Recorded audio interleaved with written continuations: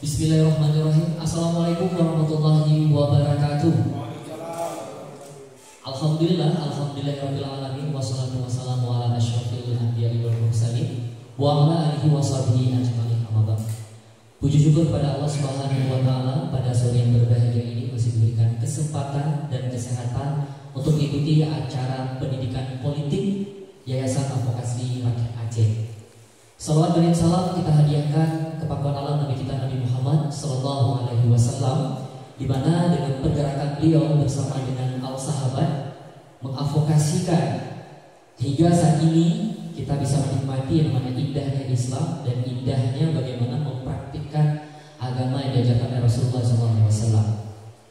Yang saya hormati Ketua Yayasan Advokasi Rakyat Aceh Bapak Safarudin SH beserta jajaran, dan yang saya hormati seluruh kepala perwakilan Yayasan Advokasi Rakyat Aceh yang sudah berhadir di Hotel Grand Aceh dalam rangka kegiatan politik, pendidikan politik pada sore yang berbahagia ini. Dan juga yang saya banggakan narasumber kita yang sudah berhadir di tengah-tengah kita hari ini, yaitu Bapak Dr. Teku Zulkhairi MA, yang nantinya akan banyak membahas tentang arah politik penerapan syariat Islam di Aceh. Tentunya nanti kita akan coba sedikit demi sedikit mengupas bagaimana penerapan syariat Aceh di masa yang lalu dan di masa depan, sehingga kita akan kupas bagaimana apa sih yang menjadi tantangan kita ke depan nanti terhadap penerapan syariat Islam di Aceh saat ini, dan tentunya dibaluti dengan strategi politik penerapan syariat Islam di Aceh. Oleh sebab itu tidak berlama lagi, kita harus berikan waktu kepada narasumber kita. Waktu dan tempat kami persilakan.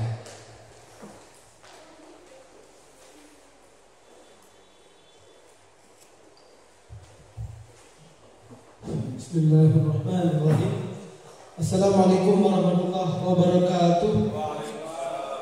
Alhamdulillahilladzi faddala bani Adam bil ilmi wal amal ala jami'il alam. Wassalatu wassalamu ala sayyidina Muhammadin sayyidil arabi wal ajam yunabbi'ul ulumi wal hikam. Asyhadu an la ilaha illallah wa asyhadu anna Muhammadan abduhu wa rasuluh ballagha risalah wa addal amanah wa nasaha al-ummah wa tarakana 'ala al-mahdatil bayda laylaha kanahariha la yazighu anha illa halik. Allahumma shalli wa sallim ala sayyidina Muhammad wa ala alihi wasallam. Hadirin wal hadirat, teman-teman Yara yang dirahmati oleh Allah Subhanahu wa taala. Yang pertama, bagi saya sebuah kemuliaan bisa berada di sini, dan di sisi lain saya tadi malam hampir naik lambung ini dengan amanah dari Bang Safarudin ya. Dari hari pertama diminta, saya sudah harus membaca beberapa tulisan, kemudian juga sampai hari ini saya sudah masih takut nih soalnya depan saya pengacara semuanya. Itu aja saya bilang ya. Tapi kalau Bang Safarudin yang suruh, saya pun tak tahu kayak mana kan. Tapi insya Allah lah, apa yang saya ketahui mudah-mudahan nanti bermanfaat bagi diri saya sendiri, dan juga mungkin sedikit kita share berbagi, mudah ada yang bisa diambil manfaat oleh teman-teman semuanya yang dimuliakan oleh Allah Subhanahu wa taala. Dan karena tadi malam saya berpikir, karena Bang Safarudin ini sudah kasih saya pengertian yang akurat, insya Allah nanti saya juga akan balas dendam ini ke beliau.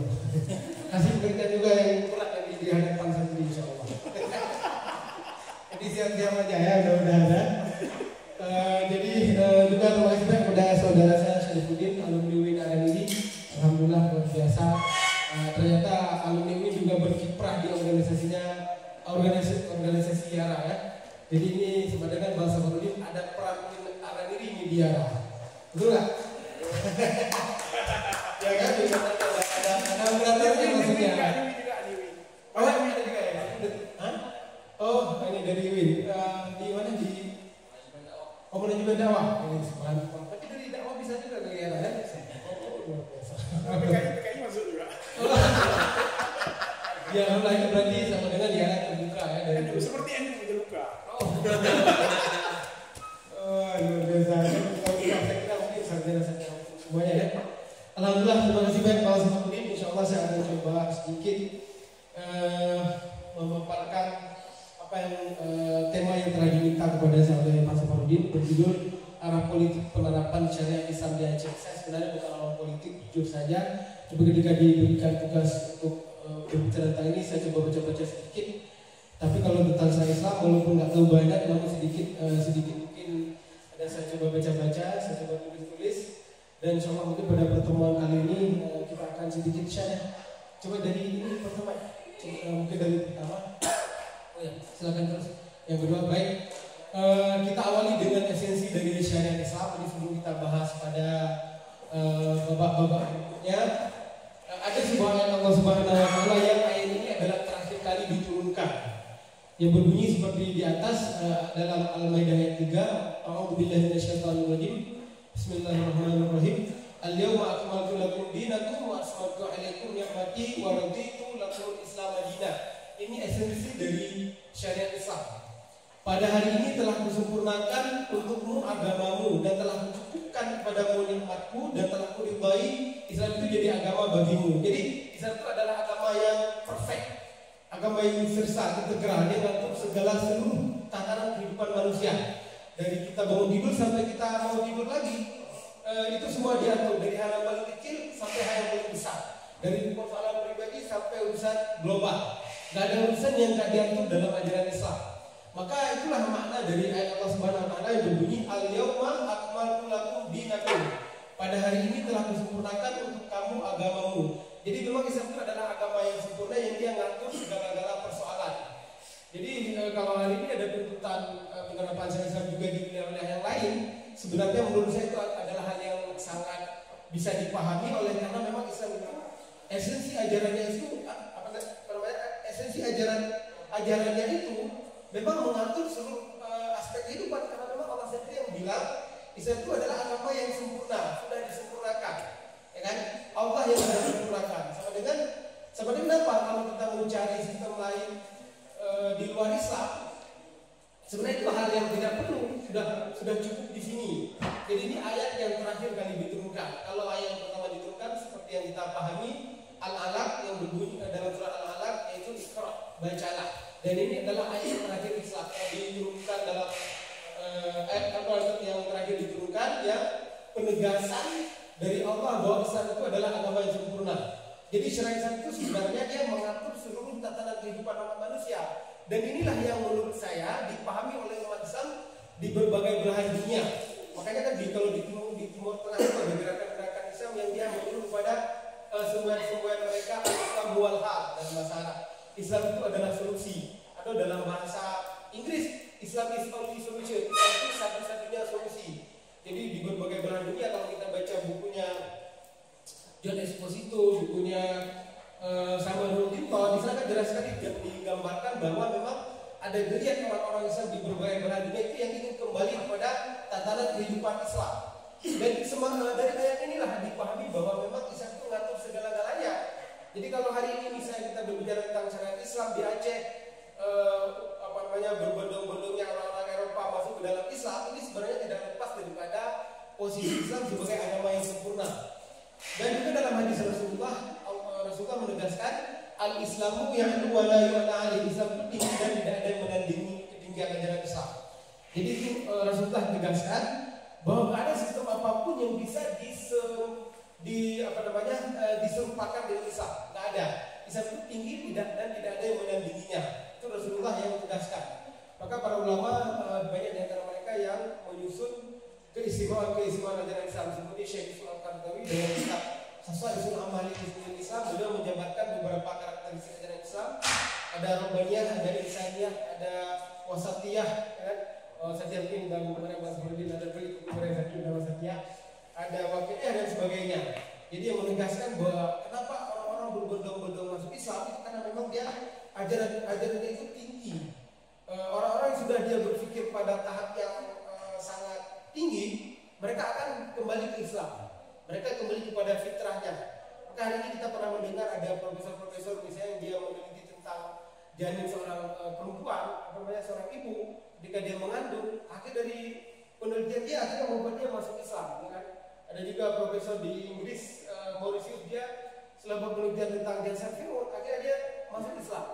Banyak ilmuwan-ilmuwan Barat lain setelah dia melakukan penelitian, dia akhirnya kembali ke dalam ajaran Islam. Ada juga kemarin kan di Belanda masalahnya siapa namanya Muhammad van Dort, itulah kita. Jadi pertama dia mencaci Islam, tapi kemudian dia justru masuk ke dalam Islam. Itu kenapa? Karena memang Islam itu agama yang sempurna. Orang mau dicari kekurangannya nggak akan ditemukan. Memang kalau umatnya banyak kekurangan kan, dijelaskan. Jadi kalau hari ini saya bahas apa kritik kanun LKS dan sebagainya, itu karena memang manusianya, tentu saja manusia harus dikritik. Tapi kalau Islam seperti yang pernah juga disampaikan oleh Bang Safarudin, tentu Islam adalah agama yang sempurna, sudah pasti kan. Dan kalau saya melihat kenapa orang Barat itu banyak yang masuk Islam, Inggris, saya dengar Jerman, Prancis, bahkan Prancis menjadi epicentrum Islam terbesar di Eropa hari ini ya. Yang makanya si Macron itu kan dia mulai kewalahan menghadapi gelombang Islamisme di Prancis, sehingga dia mulai menyuruh pada membatasi gerakan muslim di sana. Kenapa? Karena fitrah manusia dia akan mencari di mana sistem apa yang paling terbaik. Dan Allah dan Rasulnya menegaskan bahwa sistem terbaik itu adalah Islam. Baik, itu mungkin esensi dari Islam yang pertama. Kemudian orientasi syariat Islam yang abang-abang saya semuanya, ibu-ibu yang dirahmati oleh Allah Subhanahu Wa Taala, sedikit dari ini saya sampaikan. Ini saya kutip dari kitab Al-Muwafaqat karya Imam Asy-Syatibi. Beliau menjabarkan sebenarnya dari beliau ada 5 orientasi syariat Islam, tapi ini kita tambah satu lagi berdasarkan pendapat para ulama yang lain. Jadi sehingga jadi 6. Yang pertama hifdin, menjaga agama. Yang kedua menjaga jiwa atau hifdun nafas. Yang ketiga menjaga akal. Yang keempat menjaga keturunan. Yang kelima menjaga harta. Dan yang keenam dalam menjaga lingkungan. Jadi kalau kita perhatikan ajaran Islam itu sebenarnya esensinya adalah 5 ini, orientasinya ke 5 ini. Menjaga agama, misalnya kenapa ada penerapan syariat Islam di Aceh. Tujuan pertama adalah agar agama itu hidup. Karena tidak mustahil ketika tidak diterapkan syariat Islam membuat agama itu mati. Islam pernah mati di beberapa tempat, misalnya seperti Andalusia. Kita sama-sama dulu tahu di Spanyol pernah berdiri Islam di sana. Tapi hari ini tinggal ceritanya saja di sana ya, Syarifudin. Kenapa? Karena memang ya sudah hilang Islam di sana. Jadi tidak mustahil Islam hilang di semua tempat, tapi mustahil Islam hilang di dunia ini. Nah, bapak-bapak sekalian yang dimuliakan oleh Allah Subhanahu Wa Taala, itu juga. Jadi ini adalah orientasi dari penerapan syariat Islam. Kalau kita melihat misalnya di Aceh ada kanun jinayat, penerapan kanun jinayat di Aceh satu mengatur 10 jenis pelanggaran beserta hukumannya. Ada hukum gay, lesbian, zina, pelecehan seksual. Mungkin bapak-bapak ibu semuanya lebih tahu dari saya. Jadi apa nih tujuannya dari kanun jinayat ini? Sebenarnya tujuannya ada yang masuk ke hifdun nafas, memelihara jiwa. Memelihara jiwa gimana? Misalnya kenapa ada hukuman memelihara jiwa? Kenapa ada hukuman mati dalam Islam misalnya kan? Kisas. Atau kalau orang membunuh dia berarti harus dibunuh. Kenapa ada hukuman seperti itu dalam Islam? Karena memang Islam itu ingin menjaga jiwa. Makanya dalam salah satu ayatnya Allah menegaskan walaupun bil kisasi hayati yang lil albab. Bagi kamu dalam pelaksanaan hukum kisah itu ada jaminan kehidupan. Kalau hukuman kisah ini dilaksanakan, maka nanti orang mau membunuh tidak akan berani membunuh. Kenapa? Karena dia akan diancam dengan dibunuh juga. Jadi itu harapan dari Islam. Makanya ada hukuman mati dalam Islam, misalkan. Jadi tujuannya menjaga jiwa. Cuman ini mungkin sedikit yang kaji bahwa ternyata ada misi yang sangat mulia dari Islam, bahwa di balik sebuah hukuman dalam Islam ada misi-misi yang lebih jauh. Kemudian misalnya kenapa ada hukuman dalam Islam misalnya cambuk seperti di Aceh, orang yang minum minuman keras misalnya kan. Itu karena dalam Islam itu ingin dijaga akal seseorang. Banyak penelitian-penelitian di dunia kedokteran, kalau orang-orang yang minum minuman keras, sabu-sabu dan sebagainya, akalnya itu akan rusak. Sekali dia minum minuman keras, ribuan sel saraf otaknya itu akan rusak. Itu hasil-hasil penelitian yang pernah kita baca dalam informasi dari kedokteran ya. Oleh sebab itu, maka dalam Islam itu ada hukuman bagi orang yang merusak akalnya minum minuman keras. Begitu juga misi selanjutnya menjaga keturunan, maka dalam Islam itu orang yang berzina dicambuk, ya kan, pelecehan seksual juga seperti itu. Kenapa? Karena ingin dijaga keturunan, karena dia sampai lahir keturunan yang dia tidak diharapkan oleh ayah biologisnya, oleh ibunya, gitu kan. Jadi makanya dalam Islam itu ada hukuman-hukuman yang sedikit keras. Kemudian menjaga harta maka dalam Islam ada hukuman penerbangan, walaupun hukuman ini berat mungkin, tapi sebenarnya tujuannya seperti itu, ingin menjaga harta seorang muslim supaya tidak dicuri oleh orang lain, tapi tentu dengan persyaratan-persyaratan yang ketat. Kemudian menjaga lingkungan. Nah, Islam juga ingin menjaga lingkungan, bahkan banyak ayat dalam Quran menegaskan tentang kerusakan yang ditimbulkan oleh orang-orang ketika dia tidak menjaga lingkungannya. Saya dalam salah satu ayat zaharul fasadu fil barri wal bahri bima kasabat aydin nas. Jadi telah nampaklah kerusakan di darat dan di laut karena akibat perbuatan melawan manusia yang jahat. Nah, itu orientasi yang dia terlihat di dunia. Di dunia ini kalau saya dilaksanakan maka agama akan terjaga, tetap hidup. Kemudian jiwa-jiwa terjaga, akal terjaga, keturunan terjaga, tidak ada keturunan yang tidak diinginkan atau tidak membuat kerusakan dari sistem yang melahirkan keturunan pernikahan, ya kan? Maka dalam Islam dilarang dan sebagainya. Kemudian teman-teman bisa dibaca, ini adalah orientasi yang dia terlihat di dunia. Tapi di sisi lain Rasulullah mengatakan dunia mazra'ul akhirah. Dunia ini adalah ladang untuk amal akhirat. Jadi pelaksanaan syariat Islam di dunia ini sebenarnya bukan hanya diharapkan dimanfaat dalam konteks penataan kehidupan dunia, tapi juga untuk menjadi bekal amal akhirat. Nah, ini mungkin sedikit pengantar. Silakan berikutnya. Nah, teman-teman semuanya, kenapa misalnya hari ini orang-orang Aceh ingin syariat Islam ini diterapkan secara kafah, misalnya kan? Kenapa umat Islam di Malaysia ingin melaksanakan syariat Islam, di Turki, ya, bahasa di Indonesia, di Arab, ya, walaupun dengan berbagai tantangan yang mereka hadapi, di negara-negara Eropa juga saya kira umat Islam juga mengamalkan ajaran Islam. Kenapa mereka lakukan seperti itu? Karena ada janji dari Allah Subhanahu Wa Taala dalam Al-Quran yang berbunyi seperti ayat ini, Al-Imran An-Nur ayat 55, wa adallahu alladziina aamanu minkum wa 'amilus shalihat la yastakhlifannahum fil ardi kama istakhlafal ladziina min qablihim wa la yumakkinanna lahum dinahum alladzi tagha lahum yubaddilannahum min ba'di khawfihim amna. Dan Allah telah berjanji kepada orang-orang beriman di antara kamu dan mengerjakan amal saleh bahwa Dia sungguh-sungguh akan menjadikan mereka berkuasa di muka bumi. Jadi ada janji Allah. Kenapa syariat Islam ini diamalkan dan ingin diimplementasikan dalam konteks kehidupan berbangsa dan bernegara? Itu karena memang janji Allah. Terinspirasi dari janji Allah ini, ya. Terinspirasi dari janji Allah sehingga umat Islam di berbagai belahan dunia itu pasti ingin syariat Islam ini ngatur kehidupan mereka. Karena ada janji Allah bahwa kalau mereka mengamalkan syariat Islam, itu Allah akan menjadikan mereka sebagai pemimpin. Jadi maka kalau kita baca dalam sejarah, kapan umat Islam berjaya di masa Daulah Abbasiyah, Daulah Umayyah, Turki Utsmani, Mughaliyah, Darussalam, kemudian juga Andalusia, Spanyol, kemudian di tempat-tempat yang lain. Rata-rata kalau kita baca buku sejarah, Allah memberikan kejayaan kepada mereka itu karena sebelumnya mereka mengamalkan ajaran Islam. Jadi obsesi inilah yang ada dalam hati mereka, setidaknya dari apa yang saya baca, begitu kira-kira.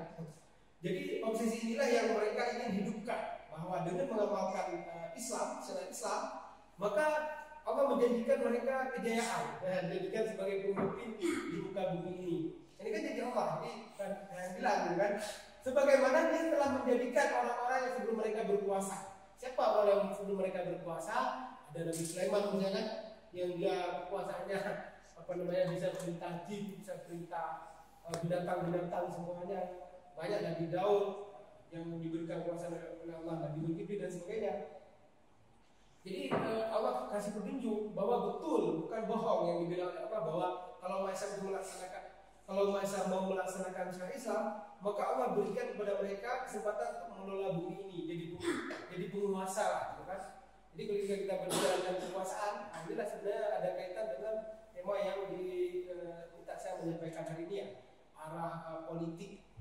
Nah, jadi teman-teman semuanya, bahwa saya kakak-kakak yang ada di sini, jadi di ayat ini Allah kasih penjelasan bahwa dulu pernah diberikan kekuasaan kepada orang-orang beriman terdahulu, dan sungguh Dia akan menentukan bagi mereka agama yang diridainya untuk mereka. ya kan? Jadi ini juga dari Allah Subhanahu Wa Taala bahwa kalau kita mau melaksanakan syariat Islam, ya kan, mengerjakan amalan soleh, maka Allah juga akan menumbuhkan agama kita ini akan hilang untuk kalau kita benar-benar mengamalkannya. Dan di awal surah Al-Baqarah Allah juga menegaskan bahwa apa yang disampaikan oleh Allah, disampaikan oleh Allah dalam Al-Quran itu nggak ada yang bisa diragukan, benar, ya. Nggak pernah ada yang menyalahi dari janji Allah. Ya, kalau tadi kan itu wa'adallah, Allah telah berjanji. Jadi itu janji dari Allah bahwa kalau kita beramal soleh, baik amalan dalam konteks pribadi ataupun dalam konteks kehidupan berbangsa dan bernegara, bermasyarakat, dengan cara melaksanakan syariat Islam. Dan juga amal-amalan dalam terkait dengan urusan pribadi. Jadi janji-janji itu semuanya nggak perlu diragukan padanya. Kita Al-Quran ini tidak ada keraguan padanya, terlebih bagi mereka yang bertakwa. Nah, jadi ini penegasan dari Allah bahwa kita harus yakin. Dan hal seperti inilah yang senantiasa dipikirkan, dipahami dan dicoba amalkan oleh umat Islam di berbagai belahan dunia, termasuk di Aceh. Yang nanti kita akan lihat sebentar lagi. Nah, dengan pemahaman seperti ini, yang bukan hanya dalam konteks lokal Aceh, dan juga di berbagai belahan dunia, maka kita melihat bahwa alhamdulillah selama hampir 2 dekade terakhir, ya kan, dari sejak pilkada pertama digelar di Aceh, kalau kita perhatikan visi-misi cagup, cawagub, calon wali kota, calon wakil wali kota di Aceh, itu rata-rata dia pasti dalam visi-misinya itu ada syariat Islam, ya kan? Mungkin kenapa kita nggak berani? Apakah ini jadi semacam bargaining politik mereka atau mungkin semacam daya tawar mereka di hadapan masyarakat agar masyarakat membeli mereka? Saya sendiri berpikir bukan seperti itu, bahwa kenapa mereka menjadikan visi Syariat Islam sebagai bagian daripada visi misinya itu karena tuntutan zaman, ya kan? Karena mereka sebagai muslim, dan karena mereka sebagai muslim maka mereka pasti akan senantiasa baca Al-Quran, baca hadis, gitu kan? Karena pasti akan terinspirasi. Karena orang Islam pasti dia senantiasa berinteraksi dengan kitab suci, Al-Quran, hadis, dengan para ulama, gitu kan? Maka di Aceh itu saya sudah cek itu rata-rata visi misi cabut semuanya ada visi syariat saja di sana. Jadi kalau kita bertanya kemana di arah politik dari penerapan syariat Islam seperti ini kan? Nah itu tadi seperti yang saya bilang tadi kan ada janji Allah. Janji Allah bahwa kalau kita mengamalkan syariat Islam diberikan kejayaan. Ya kan? Tentu itu kalau kita nggak ragu seperti bilang tadi, dan kita diharapkan jangan ragu. Tapi kalau ragu-ragu ya itu nggak bisa. Kan? Kalau tidak ragu, nah kita bisa lihat di sini bagaimana kisah orang-orang saleh dalam Al-Quran. Maryam misalnya, kita kasih contoh ke seorang perempuan yang luar biasa yang dijelaskan dalam Al-Quran. Ada di surah Maryam dan juga di surah Al-Imran. Nah, bagaimana keyakinan Maryam terhadap Allah? Beliau rajin beramal saleh. Apa yang beliau dapatkan? Ini hal yang sebenarnya di luar akal sehat, ya kan? Beliau kalau kita baca sejarah-sejarah tafsir para ulama itu, beliau kan orang yang pertama rajin bersedekah, rajin beramal saleh, gitu kan? Beliau mencoba menghidupkan syariat agama Yahudi, gitu kan? Yahudi sebelum Islam, sekarang. Jadi apa yang beliau dapatkan seperti disebutkan dalam salah satu ayat Allah Subhanahu Wa Taala, kullama dakhala 'alaiha al-mihraba, kullama dakhala 'alaiha Zakaria al-mihraba wajada 'indaha rizqan. Tiap kali Nabi Zakaria masuk ke dalam ruang mihrab Maryam, wajada 'indaha rizqan, kan? Maka Zakaria mendapati ada makanan di dalam mihrabnya Maryam. Zakaria itu pamannya. Ya kan, enggak tinggal sembarangan orang masuk. Maryam adalah budak dari Nabi Isa, ya kan? Jadi tiap kali masuk Nabi Zakaria ke ruang mihrab Siti Maryam, beliau dapati ada makanan langsung diantar oleh Allah ke dalam kamarnya Maryam. Beliau beribadah kepada Allah, kan nggak mungkin berubah kerja di luar. Di mana makanan pada saat itu musim panas? Di musim panas datang makanan musim dingin. Di musim dingin diberikan makanan musim panas oleh Allah. Makanan aja bisa dikasih langsung oleh Allah ke dalam kamar ke mihrabnya Maryam. Ya kan? Makanan dari langit bisa sampai ke dalam kamarnya. Itu karena modal apa? Dia tidak pernah ragu bahwa Allah pasti akan memenuhi kebutuhan hamba-hambanya yang senantiasa dia yakin kepada Allah dan mau mengerjakan amal-amal yang soleh. Ya, jadi ke dalam kamar, subhanallah. Ke dalam kamar, jadi ke dalam mihrab ya diantar makanan, dan juga banyak contoh-contoh lain kalau kita perhatikan dalam Al-Quran. Nah, jadi itu tadi tentang di Aceh, tapi kita nggak tahu apakah ini mungkin ikhlas atau tidak, ya kan? Ikhlas atau tidak para cabut-cabut pemerintah Aceh itu dengan visi misi Syaiza ataukah apakah mereka butuh komitmen? Tapi setidaknya di visi misi mereka ada dulu kan? Kita akan lihat tentang ini.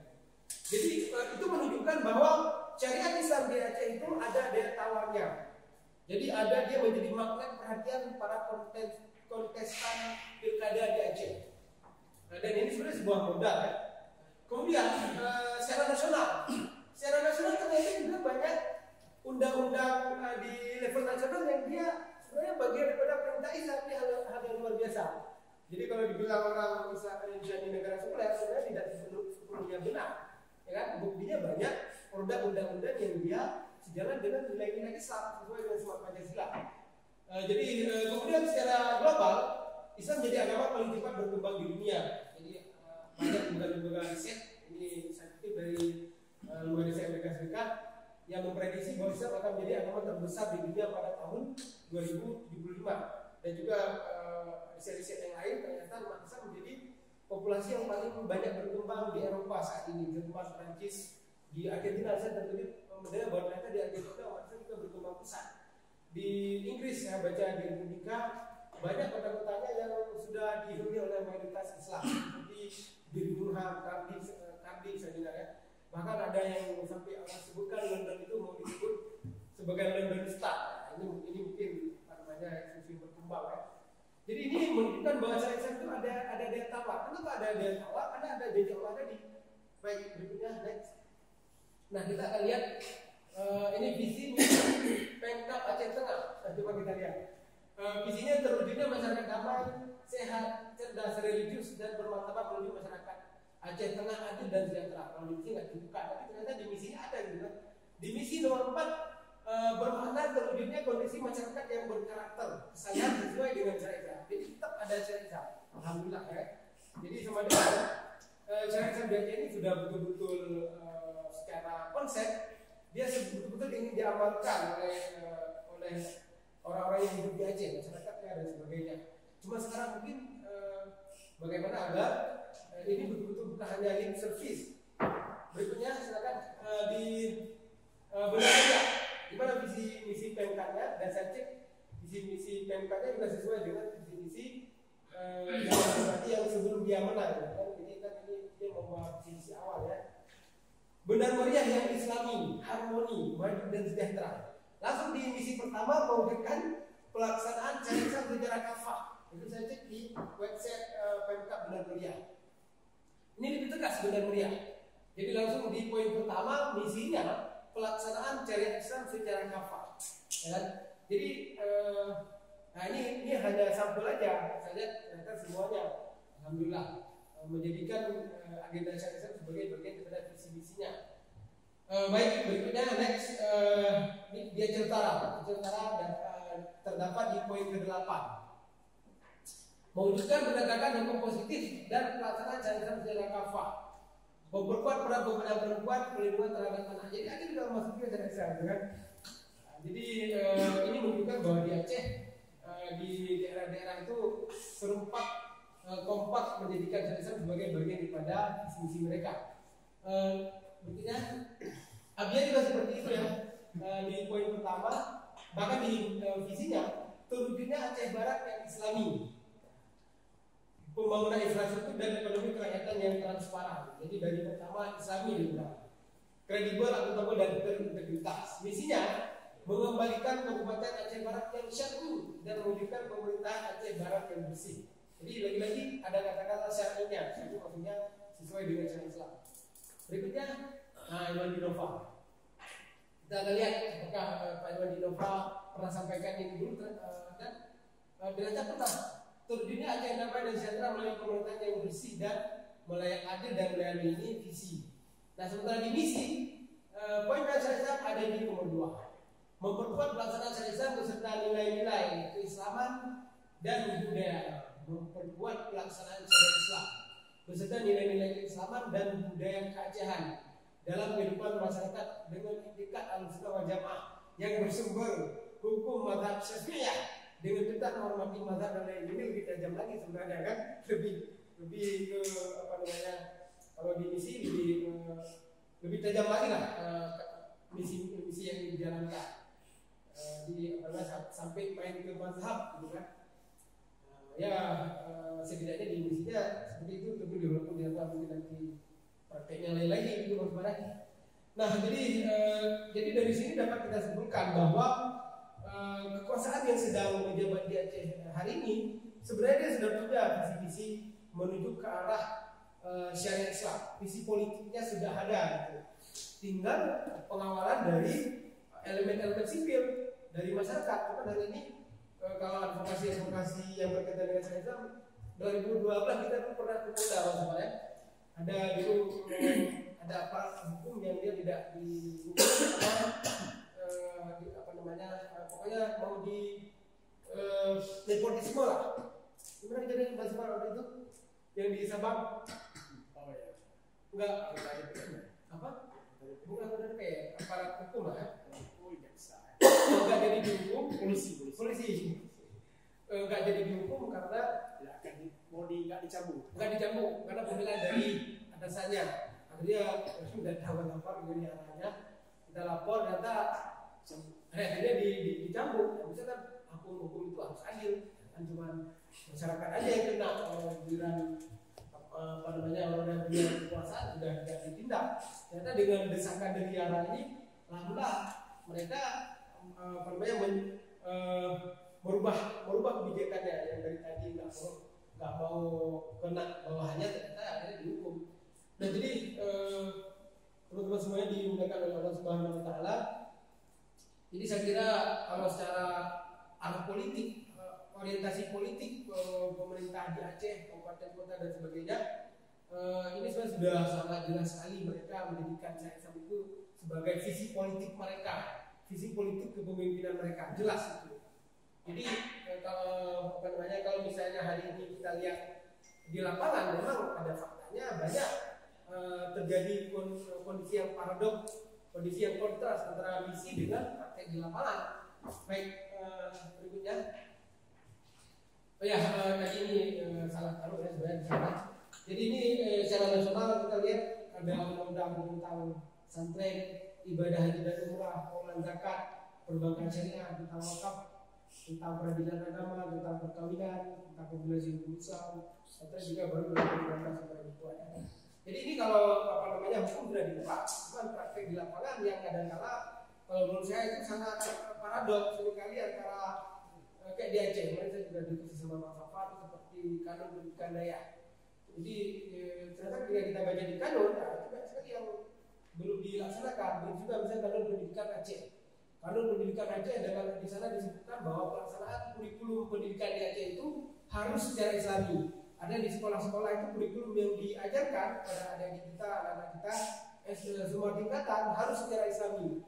Harus secara Islami diajarkan baik budaya sekolahnya, kurikulumnya, hal-hal yang lain terkait dengan pembelajaran itu harus secara Islami. Tapi sekali lagi di lapangan lain lagi. Makanya setiap tahun kan kita lihat ada di kita di SMA yang buat coret-coret baju ya, coret-coret baju, ada juga yang murah-murah tamat sekolah. Kenapa? Karena memang ada paradoks antara keinginan yang pemerintah itu sudah ditulis dalam kanun dengan praktek di lapangan. Baik, next. Islam di pentas global tadi itu sudah saya sedikit. Ini semuanya judul dari berita Republika seperti di sini. Kebangkitan Islam di Prancis, populasi muslim terbesar di Eropa. Islam di Inggris, lingkungan paling Islamis di Eropa. Kemudian Islam akan menjadi agama terbesar kedua di Amerika Serikat. Warga Argentina banyak dari tahu informasi tentang Islam. Kemudian Muslim di Jerman berkembang pesat. Itu keadaan di Eropa yang menunjukkan bahwa cita-cita ingin kembali ke dalam Islam, ingin kembali ke dalam aturan hidup yang normal, tidak hanya menjadi cita-cita masyarakat Aceh dalam konteks Aceh, dan juga ini menjadi visi kemanusiaan di pentas global. Nah ini intinya kita bisa lihat ya. Baik, berikutnya sedikit tentang kedudukan sistem politik dalam syariat Islam, bahwa sistem politik yang ingin kalau berkaitan dengan sistem politik yang ingin yang menjadi visi misi daripada Islam, ya kan? Dia harus membuat sistem ketatanegaraan, fikih siasah, ya kan? Yang merupakan bagian dari integrasi Islam. Yang ini pernah dicontohkan oleh Rasulullah SAW dan para sahabat Rasulullah. Jadi kalau kita baca kitab Ahkamus Sultaniyahnya Imam Mawardi, itu juga jelas sekali bahwa seluruh infrastruktur negara itu ada bahasanya dalam perspektif syariah. Saya juga terkejut ketika dapat buku ini. Wah, ternyata luar biasa. Imam Mawardi dan kitab Ahkamus Sultaniyahnya yang hidup di masa jelang runtuhan Abbasiyah, jelang runtuhan Umayyah menuju kebangkitan Abbasiyah, ternyata beliau sudah menulis sistem ketatanegaraan sebuah pemerintahan Islam yang sangat-sangat lengkap sekali. Nah, jadi dan itu disebut dengan fikih siasah, dan itulah sebenarnya yang ingin dijabarkan dalam Islam. Dan jujur saja ya, kalau di Aceh hari ini saya melihat paling lemah pembahasan, kajian dan diskusi tentang fikih siasah ini. Bahkan kitab-kitab seperti Ahkam Sultaniyahnya Imam Mawardi hanya sedikit yang bahas. Begitu juga kitab-kitab yang ditulis oleh ulama Aceh seperti kitab Bustanul Salatin. Saya kemarin sudah dapat fotokopian dari Pasca Sarjana, dari Pustaka Pasca. Ternyata kita baca kitab Syekh Nuruddin Ar-Radidi, sistem pemerintahan yang berdasarkan syariat Islam yang dibahas di sana juga sangat-sangat luar biasa sekali. Semua diatur sampai akhlak salam ada diatur. Kalau kita baca di Kanun Muta'alam, ternyata ini juga luar biasa sekali. Jadi semua perkara diatur. Jadi menunjukkan bahwa dalam perspektif syariat itu ada sistem politik ideal yang diharapkan dapat diwujudkan dengan pelaksanaan syariat. Cuma kalau kita berbicara apakah hari ini pelaksanaan syariat sudah ingin menyentuh sistem politik, itu saya kira belum. Buktinya bahwa berbicara tentang syariat kita belum berbicara ke bagaimana kehidupan berpolitik, ya kan? Nah, baik bagaimana sebenarnya Islam mengharapkan tentang politik itu ya. Baik, misalkan wasatiyah arah sistem politik yang menjadi cita-cita syariat Islam. Jadi ketika kita mengaitkan antara syariat Islam dan politik, apa sebenarnya arah politik daripada syariat Islam? Apa yang ingin diwujudkan? Ya? Apa yang ingin diwujudkan oleh syariat Islam dalam konteks sistem politik? Nah, jadi saya coba cari-cari ini di antara yang ingin diwujudkan. Yang pertama, mewujudkan dan persatuan umat. Ingin umat itu jangan berpecah belah, walaupun kita lihat ini mungkin sedikit ironis ya, masyarakat kita sangat berpecah belah. Tapi yang pasti Allah minta umat Islam itu dengan pelaksanaan syariat maka mereka bersatu. Kemudian juga yang kedua, keharusan bermusyawarah dalam menyelesaikan masalah-masalah ijtihadiyah.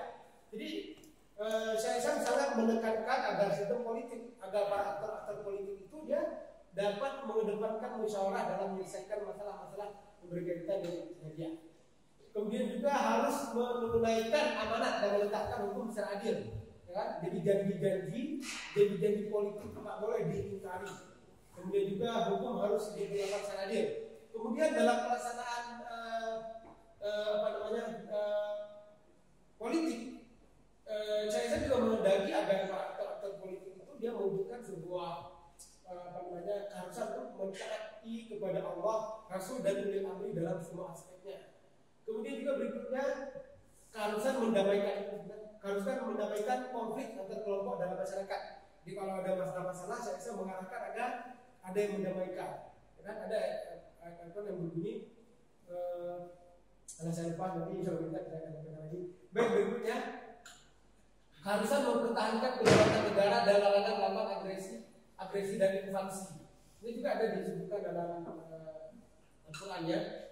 Dan ini tentu bagian pada visi politik dari syariat Islam ya, mementingkan perdamaian ketimbang permusuhan. Jadi saya ingin agar masyarakat ini hidup dalam perdamaian, bukan dalam permusuhan. Bahkan kalau kita baca dalam Al-Quran surah Al-Hujurat, Islam itu bahkan sampai ngejek aja itu nggak dikasih, ya kan?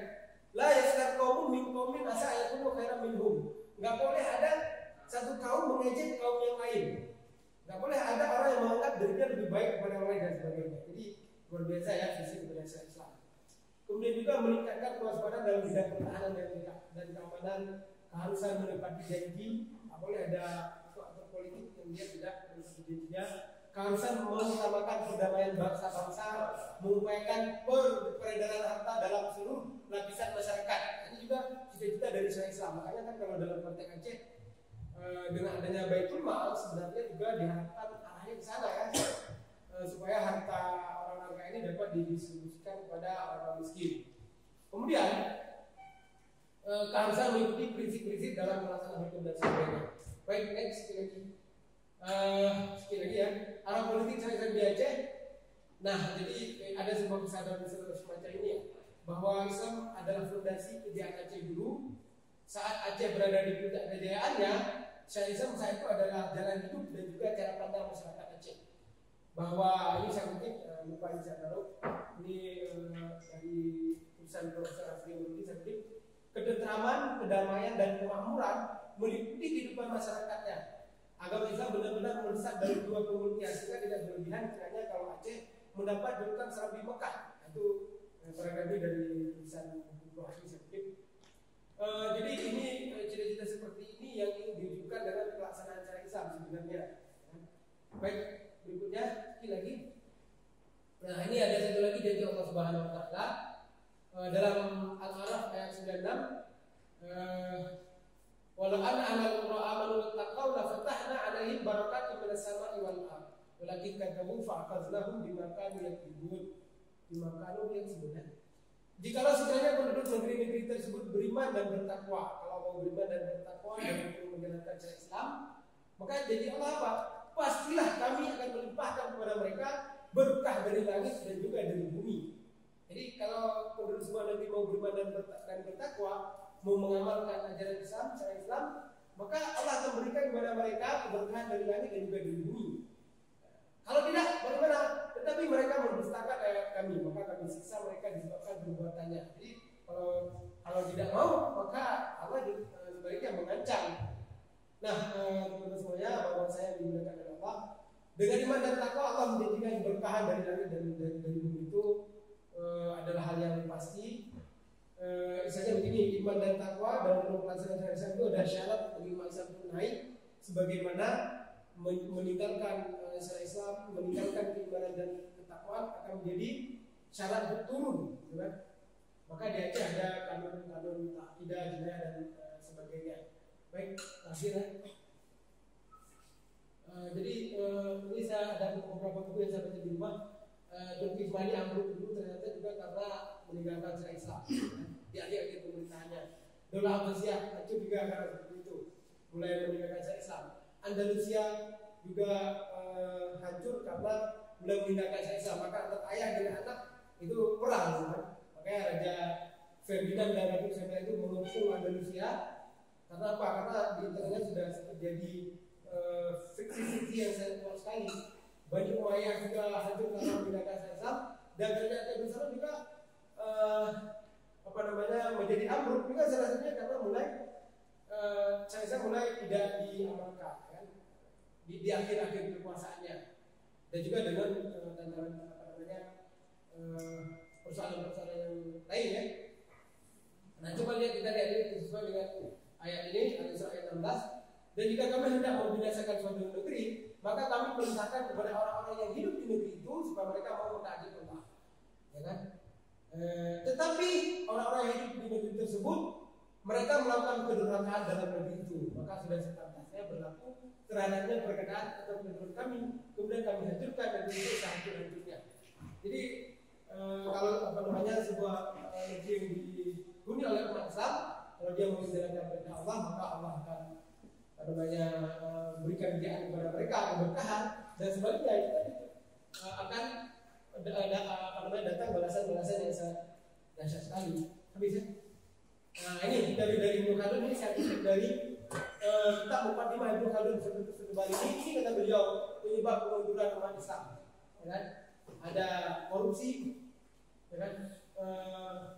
Kefasikan, kerusakan moral, perbuatan zina, rekayasa dalam mata pencarian, berbohong, suka bertaruh, berjudi, menipu, memuji, menyimpang dari keimanan dan riba. Ini kalau dalam teori Ibnu Khaldun dari kitab Fatimah. Sehingga jalan agak, kalau ini yang menyebabkan kemunduran mazhab, maka berarti sama dengan kalau kita ingin mencegah kemunduran mazhab, apa yang menjadi penyebabnya harus kita antisipasi. Saya kira demikian soal ya. Jadi kalau ditanya bagaimana arah politik secara pasti pelaksanaan syariat Islam di Aceh, tentu saya sebagai bukan politisi saya nggak bisa jawab. Mungkin ini hanya sekedar mata saya dari bacaan-bacaan yang pernah saya baca atau mungkin dari diskusi dengan sejumlah pihak. Baik, demikian bersama saya, mudah-mudahan ada manfaat bagi diri saya sendiri dan juga mungkin bagi yang lain yang mau mengambil manfaat. Assalamualaikum warahmatullahi wabarakatuh. Mudah-mudahan tidak ada pertanyaan. Tentunya sangat menarik sekali pemaparan dari narasumber kita di sore hari ini tentang tema kita yang arah politik penerapan syariat Islam di Aceh. Dan ternyata isu syariat Islam itu merupakan isu yang sangat seksi dan dia semakin berkembang dengan waktu, terus berkembang sesuai dengan peradaban yang kita saat ini. Kita contohkan negara-negara di Eropa seperti Jerman, Amerika. Baru-baru ini Presiden Donald Trump dan juga Joe Biden dalam politiknya mereka juga menggaungkan nama syariat Islam, sehingga menarik suara dari orang Islam yang ada di Amerika tertarik untuk memilih mereka. Itu kita dapatkan dari peta politik yang dilakukan oleh Amerika. Apalagi kita di Aceh saat ini, semuanya kontestasi politik itu bergaul dengan tanda kutip syariat Islam. Tentunya dalam hal ini saya mengutip beberapa poin. Tentunya daripada orientasi syariat Islam yang pertama adalah menjaga agama, menjaga jiwa, akal, keturunan dan harta dan lingkungan. Dan tentunya juga tadi disampaikan di poin terakhir bahwa kemunduran dari peradaban ataupun syariat Islam ketika suatu daerah ataupun negara yang mereka itu meninggalkan daripada praktik-praktik syariat Islam. Nah, tentunya untuk menghangatkan suasana kita pada sore hari ini, mungkin kita akan membuka sesi pertanyaan agar kita dapat menggali lebih dalam tentang persoalan kita pada hari ini. Mungkin untuk sesi pertama saya buka 3 penanya pertama.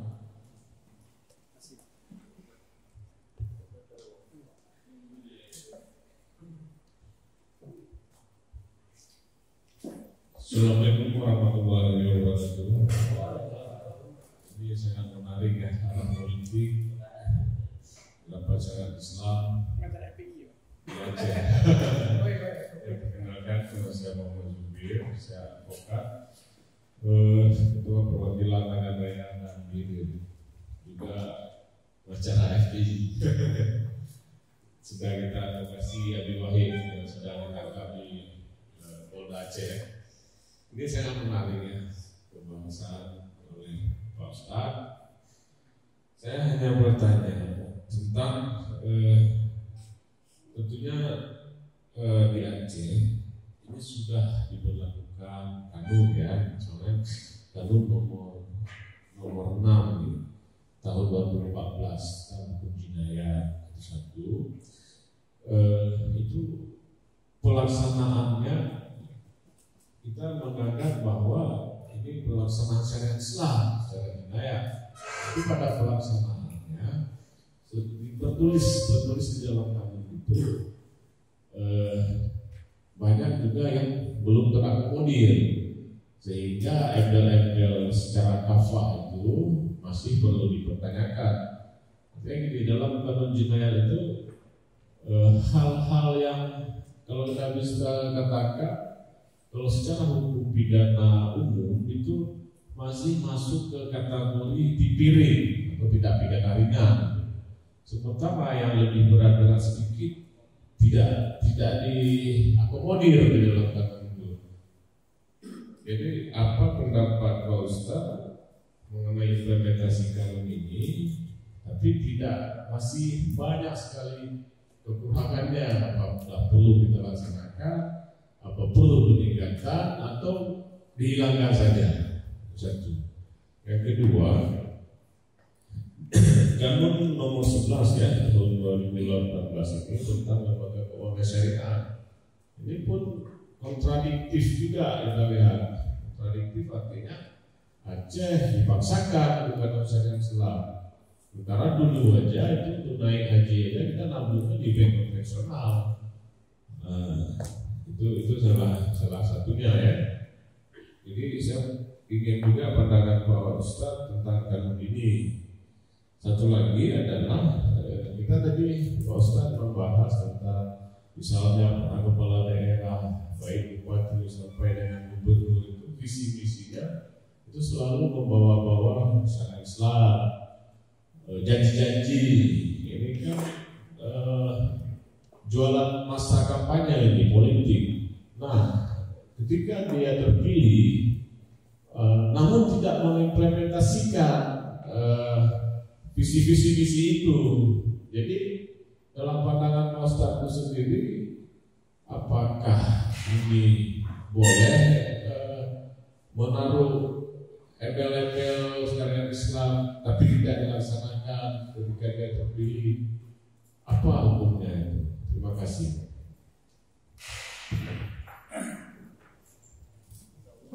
Terima kasih.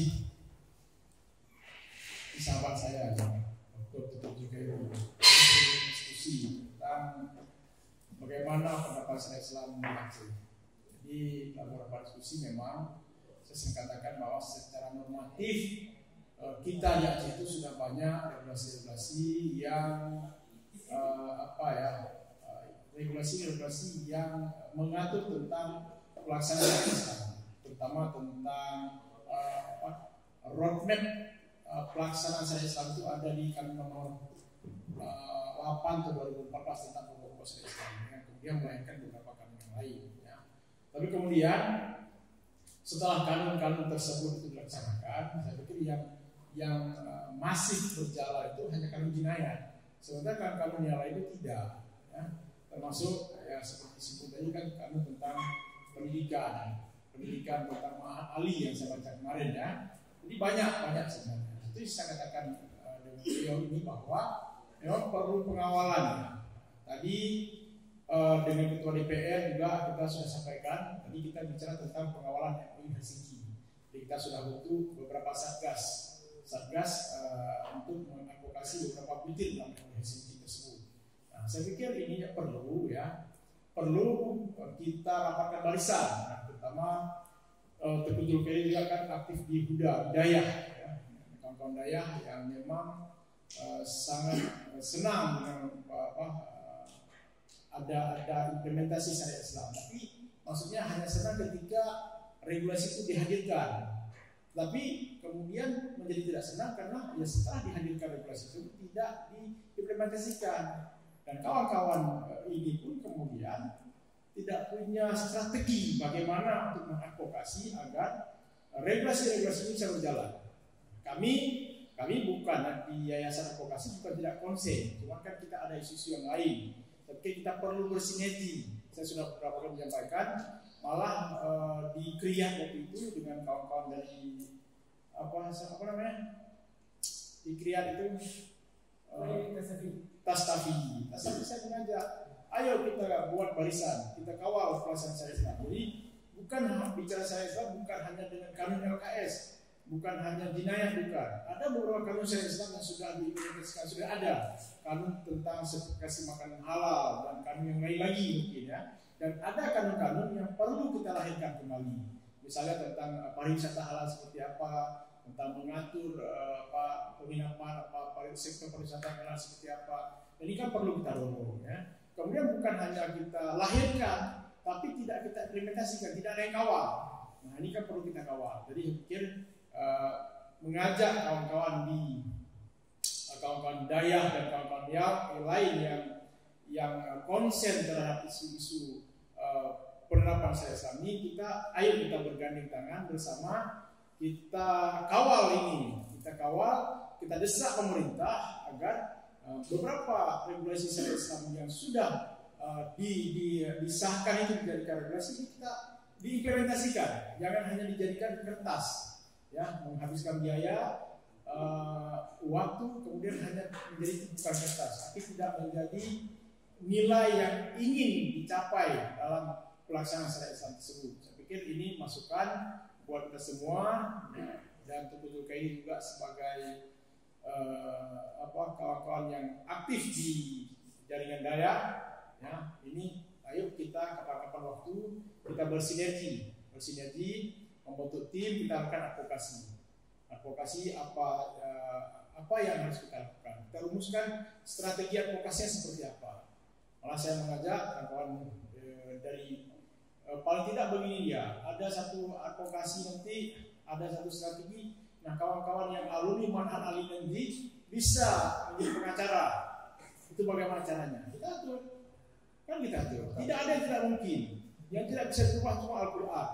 Dan semua bisa. Ya. Dengan keistimewaan Aceh, ayo kita. Jadi ada kawan-kawan dari kalangan daerah sendiri yang memang konsen terhadap isu itu. Jadi kalau kita tidak konsen terhadap isu itu, bukan orang yang tidak konsen. Orang punya isu masing-masing, agenda masing-masing. Jadi ayo kita kawal isu-isu ini bersama-sama. Tapi ada ujung tombaknya supaya yang kawal. Nah, terhadap pendapat saya Islam, kita berharap kawan-kawan di dayak itu menjadi ujung tombak pengawalan saya Islam. Saya pikir ini masukan bagi kita semua. Mungkin ini saja dari saya. Terima kasih. Pak Ibu, telepon ya. Ini dari UI. Assalamualaikum warahmatullahi wabarakatuh. Ini dari UIN Malang. Saya Fakur Razi, kepala perwakilan dari Aceh Tengah. Ini sangat menarik kajian tentang arah politik penerapan syariat Islam di Aceh ke depannya ini kafah gitu. Saya ingin menanyakan kepada Ustaz dua hal. Yang pertama tentang bagaimana tanggapan Ustaz tentang Tengku Dayak itu ada yang misalnya menjauhkan muridnya dari politik itu sendiri dengan alasan bahwa politik itu kotor. Nah, dari awal aja udah dijauhkan gitu. Bagaimana dia mungkin mengubah politik itu, belum masuk aja udah dijauhkan gitu. Nah, itu yang pertama. Yang kedua tentang bagaimana tanggapan Ustaz, misalnya kayak kasus LKS misalnya. Itu bagaimana nanti kalau dalam penerapannya, bahkan lembaga keuangan syariah itu tidak lebih syariah daripada bank konvensional sendiri. Kemudian seperti misalnya badan daya misalnya, kalau terdapat nanti kasus-kasus korupsi gitu, itu kan bahkan merusak citra Islam itu sendiri, bahkan lebih parah. Itu bagaimana tanggapan Ustaz? Terima kasih.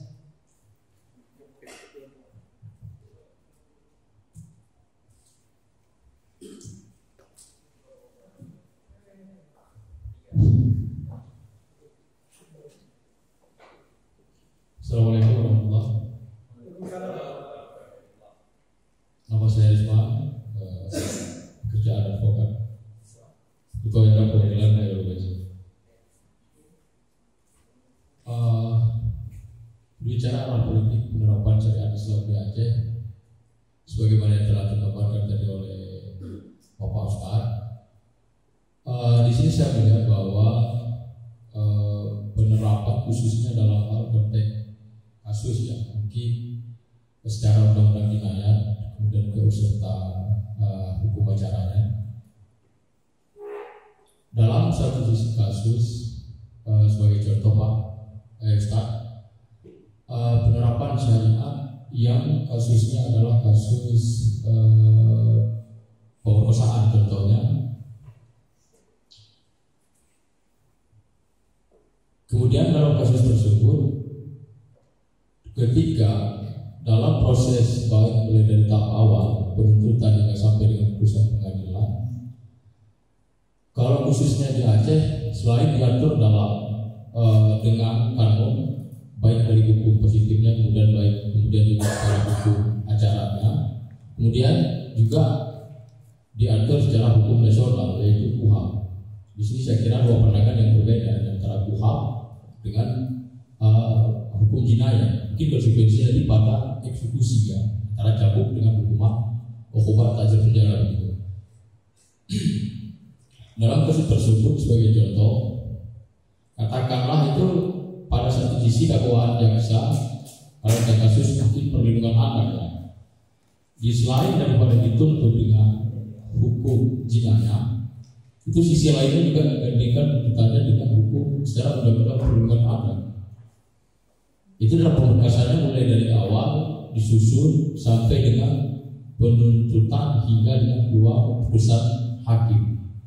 Nah, ini pertanyaannya, ketika dalam satu kasus ada dualisme hukum seperti itu, ini nanti akan menggambarkan suatu jual beli kasus, Pak. Contohnya dalam kasus kalau kapal mungkin hampir semuanya dituntut dengan hukuman cambuk. Ini kasusnya mungkin pemerkosaan, apakah pemerkosaan, pelecehan seksual terhadap anak, tapi kebanyakan terjadi pelecehan terhadap anak. Ada sebagian daerah itu yang dikombinasikan tuntutan, ada hukuman cambuk, lalu kemudian juga ada hukuman penjara. Nah, dari sisi penerapan syariat Islam, kemudian dengan kanunnya ini bagaimana pandangan Ustaz terhadap ada suatu kasus yang misalnya dituntut dengan hukuman secara undang-undang gitu. Artinya ini untuk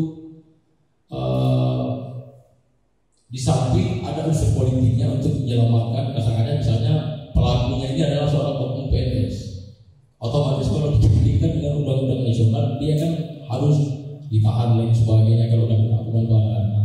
Dalam kasus ini bagaimana pandangan Pak Ustaz terhadap antara kanun jinayatnya itu dengan undang-undang itu? Lebih efisien karena diterapkan undang-undang atau dengan kanun jinayat? Saya kira itu ya Pak.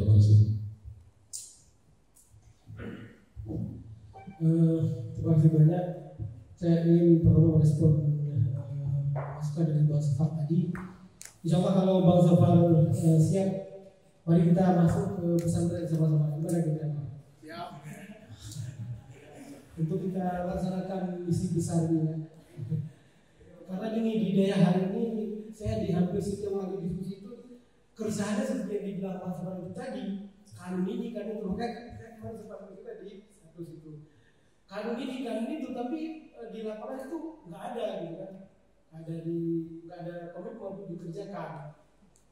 Seperti kita dimana kemarin saya sudah tahan lama gitu kan, sampai akhirnya saya telah menulis tentang Mahat Ali ini.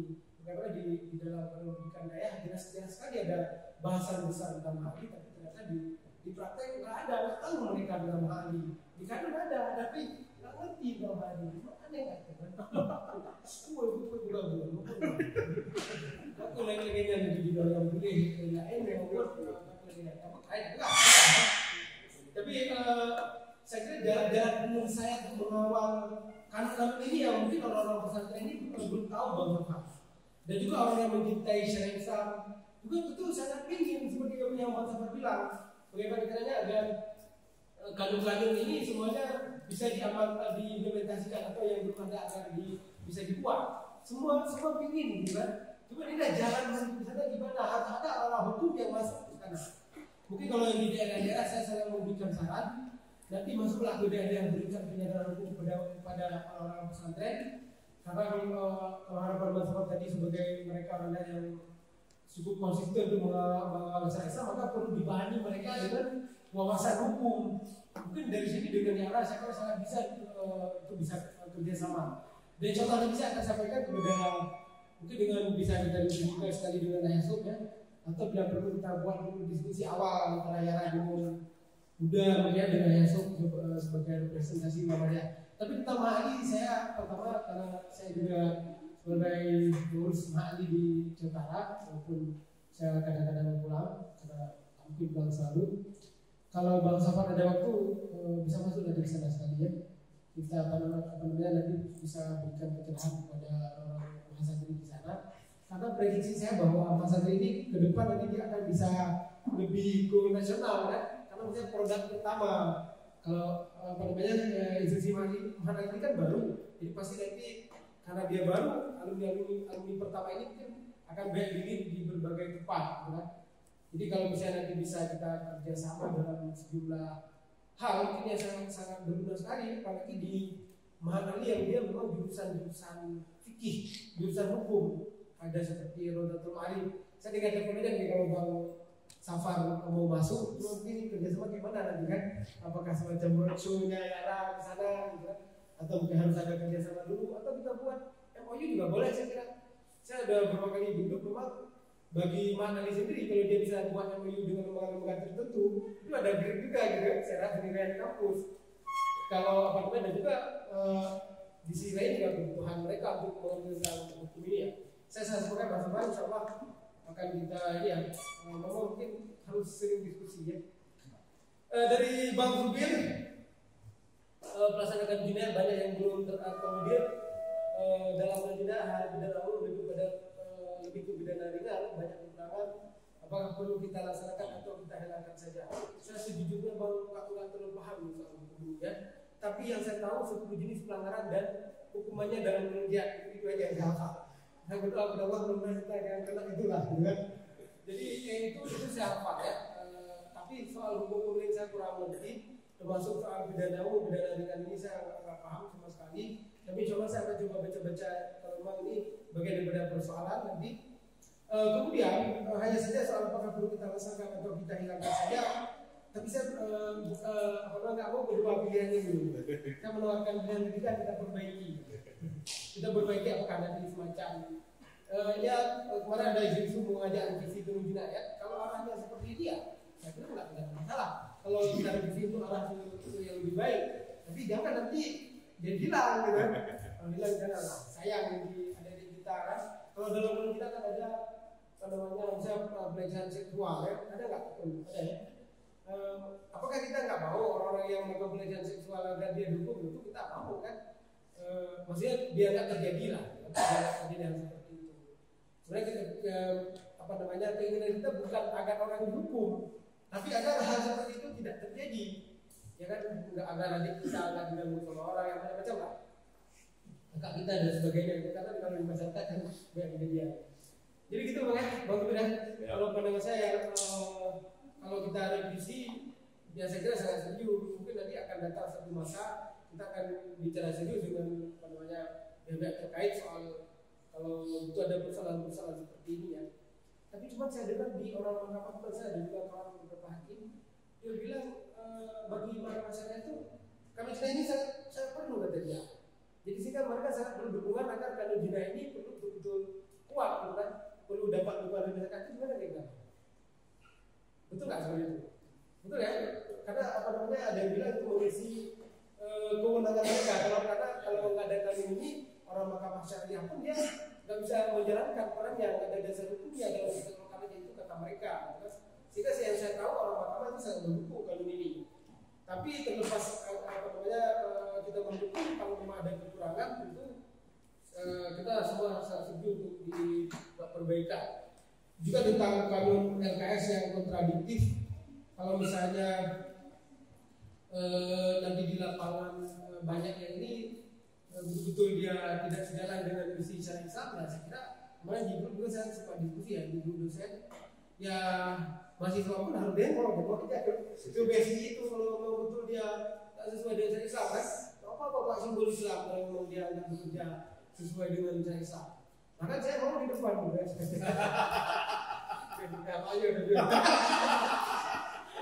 Ya, maksudnya gini kan, jangan buat ini. Saya pikir kan kita mencintai syariat Islam, ya kan?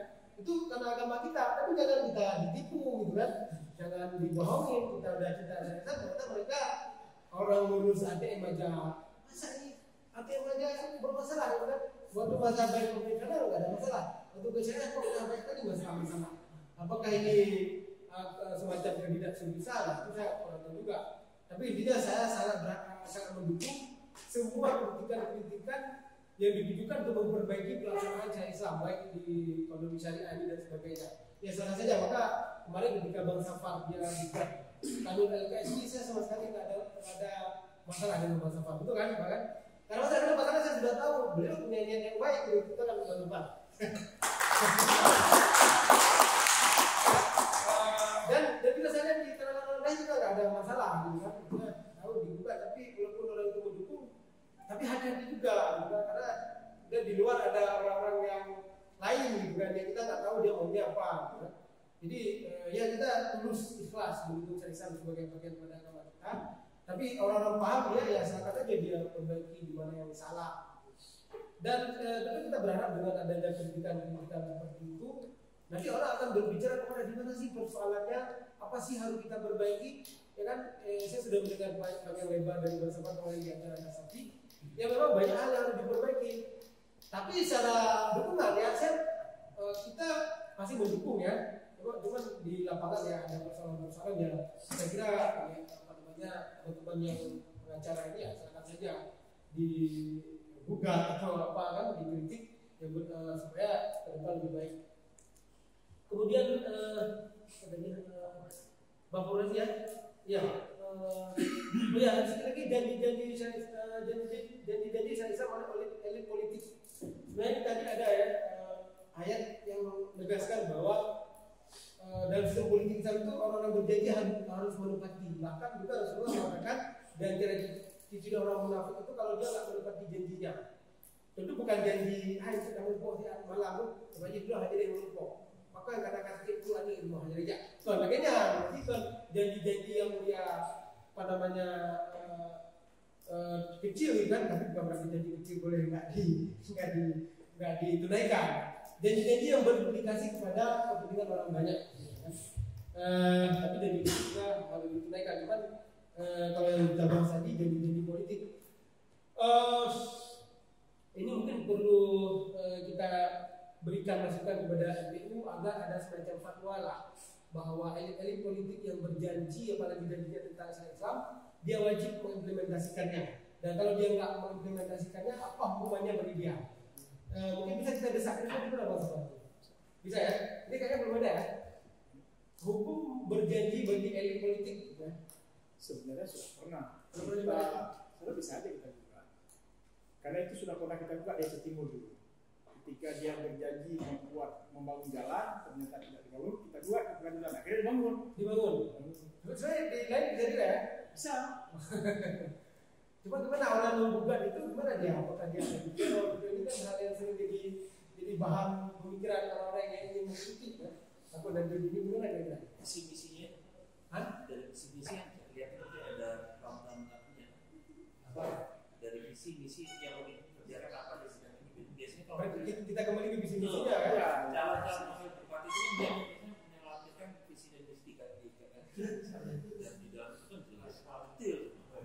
Itu yang bisa dijadikan alat ukur. Ya, berarti kalau nanti kita gandeng ke Damhani bisa.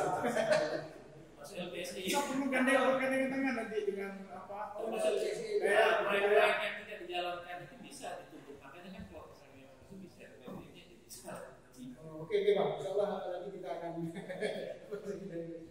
tentang kanun LKS, bagaimana jika bank syariah ini tidak lebih berbicara dari bank konvensional. Sekali lagi saya sangat sepakat, tapi ternyata ya di lagi ternyata di balik-balik layar kita tahu ada begini macam-macam lah kan.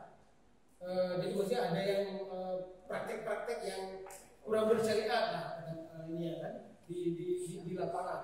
Nah saya kira kalau hal yang seperti itu ya namanya ya sama-sama dibuka aja, dan saya kira sama-sama kita bisa memberikan penyadaran bahwa beda antara Islam dengan orang-orang yang melaksanakannya. Kalau Islam ya dia agama kita sebenarnya nggak penting ditaati, tapi pada pelaksanaannya wajib dikritik, ya kan? Wajib dikritik agar bisa sempurna. Dan mungkin di sini bahwa saya yang di acara ini mungkin bisa mengawal masyarakat agar bisa menjalankan peran seperti ini. Kasus di mahasiswa dari Jalur kasus pemerkosaan yang selain diatur dalam kanun juga diatur dalam KUHP. Sekali lagi ini saya nggak kurang paham. Cuman kalau bisa ya kalau dalam konteks lokal Aceh kita dorong agar yang diamalkan adalah kanun mencari sani aja, ya kan? Bahwa mungkin alasannya untuk karena dia orang elit harus dilaksanakan hukum positif. Tapi setahu saya kalau umat Islam ya harus kanun syariah sama kan? Kecuali bagi orang non muslim aja yang hukum positif ya. Gitu ya Pak Mustafa ya. Jadi itu ya, makanya saya nggak bisa memberikan jawaban yang memuaskan. Kalau boleh saya memberikan masukan yang kita dukung agar yang kanun ini yang diamalkan, bukan luar. Jadi kalau nggak diamalkan ya apa juga ada kanun ini. Seperti yang kita bilang tadi, kanun dilakukan baik lagi. Baik, demikian ya dari responden saya. Nah itu tadi ya seputar jawaban dari yang sebelum kita terhadap tentang permasalahan kita yang saat ini tentang implementasi kanun.